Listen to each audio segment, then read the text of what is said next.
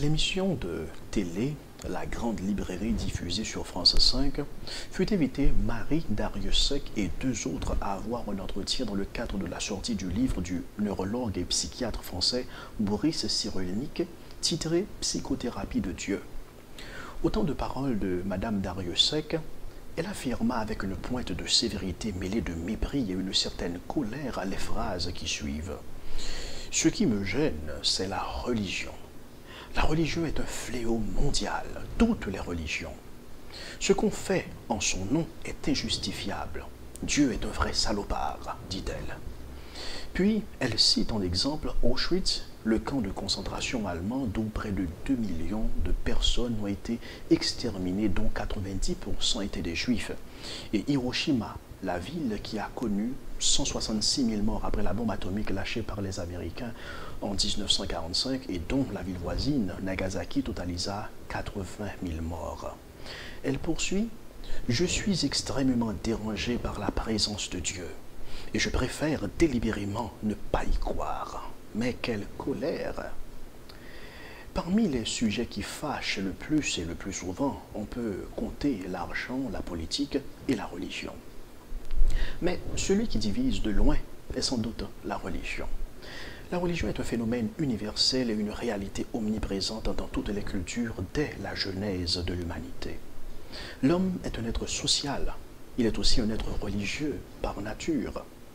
Les statistiques témoignent que sur 7,7 ou 7,9 milliards de personnes sur Terre aujourd'hui, il y a plus de 6 milliards qui affirment avoir une appartenance religieuse quelconque.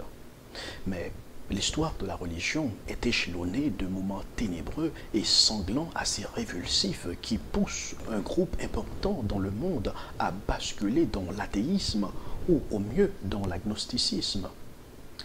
On connaît les guerres de religion comme les croisades, les atrocités ponctuant le Moyen-Âge telles que les inquisitions papales avec ces techniques de torture dignes des plus grandes productions de films d'horreur d'Hollywood. Nous connaissons la chasse aux sorcières, la conversion forcée des non-civilisés ou des barbares, le fameux massacre de Saint-Barthélemy, les terrifiants assauts des États islamiques d'une tolérance implacable contre toute croyance différente ou opposée à la leur, sans oublier la tendance à l'infériorisation de la femme, les abus sexuels du clergé ou des pasteurs qui font chaque jour scandale dans les journaux, les incitations à la haine, etc. Vu sous cet angle, le bilan est triste et désolant et semble à bien des égards justifier les propos et la colère de Madame Dariussec et beaucoup d'autres avec elle. De ce fait, on s'interroge. Le monde ne serait-il pas mieux sans religion?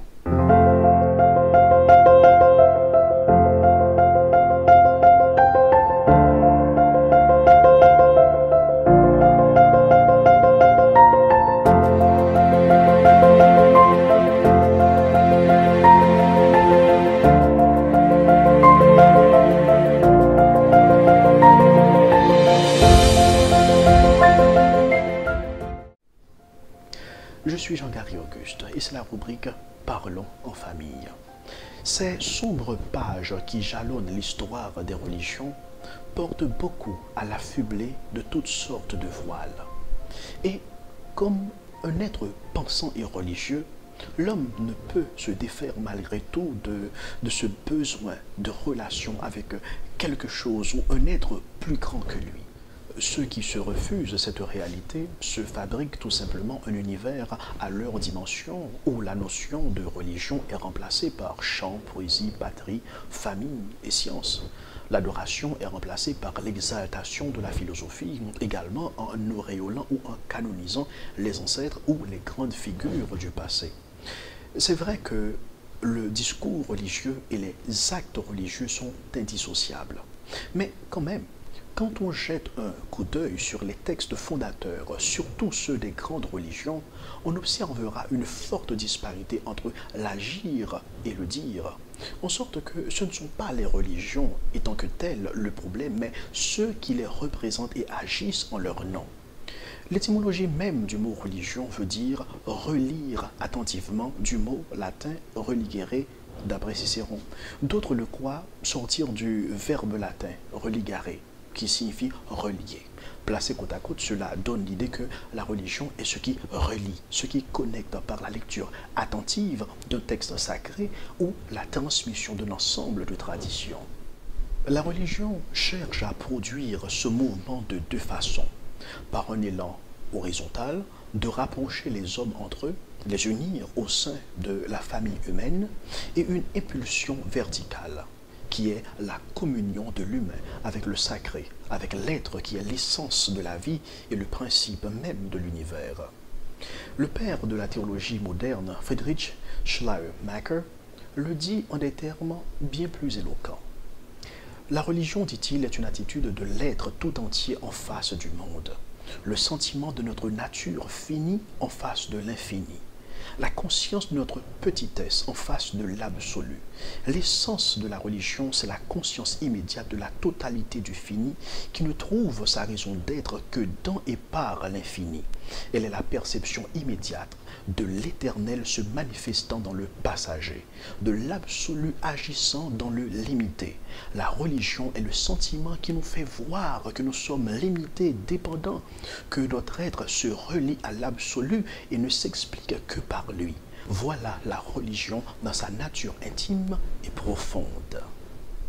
C'est par un besoin de rencontre de l'autre dans son identité et son altérité que l'homme est un être social. Et c'est par un sentiment de dépendance absolue à quelque chose qu'il ne comprend pas ou qu'il comprend peu qu'il est religieux. C'est ce qui donne son sens aux propos de Friedrich Schleiermacher quand il dit « La religion est un fait humain.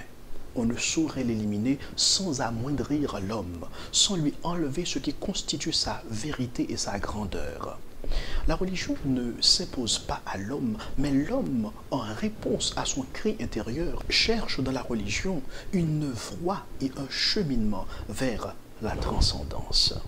On voit que par les aspirations religieuses, il cherche à s'élever au-dessus de la matière et du monde sensible pour rencontrer le spirituel ou le divin, ensuite redescendre pour mieux rencontrer son vis-à-vis.